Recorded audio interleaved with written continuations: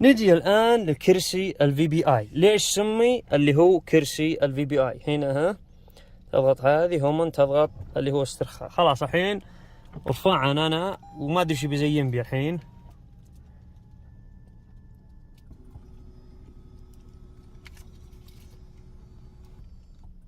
ما شاء الله ما شاء الله والله، يعني وساع جدا. طولي انا 1.90 بالصيف. ما شاء الله ما شاء الله. طبعا تحكم باليمين وتحكم بالراكب، لكن الراكب ما تقدر تصفطه لانه بيسوق بك.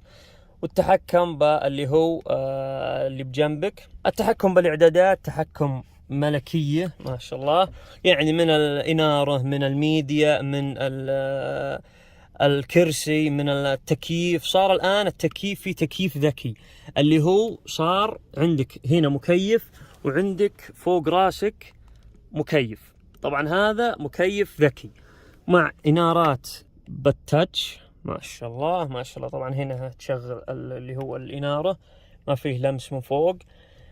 بالنسبة للتكييف صار الآن تكييف ذكي ما شاء الله مع الشاشتين. واللي هو الثلاجة صار الآن الراكب الخلفي يقدر يخش على هذه. بالنسبة لهنا عندك اللي هو أبواب، وعندك هنا بصراحة ذي ما تقدر تشوفه، صعبة. شكل هذه الجوهر هو اللي يزينه ويركب. عندك منفذين يو اس بي ومنفذ اتش دي ماي، شاحن وايرلس. الشاحن الوايرلس صار فقط للفي بي اي.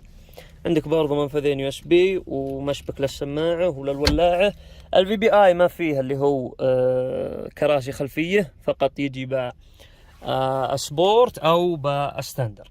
ما شاء الله ما شاء الله والله وساع بصراحة، وساع عقب ما صفت هذه. بالنسبة للسقف إلى الآن ما خلوه سقف بانورامي، لا زالوا على السقف اللي هو العادي ما غيروه.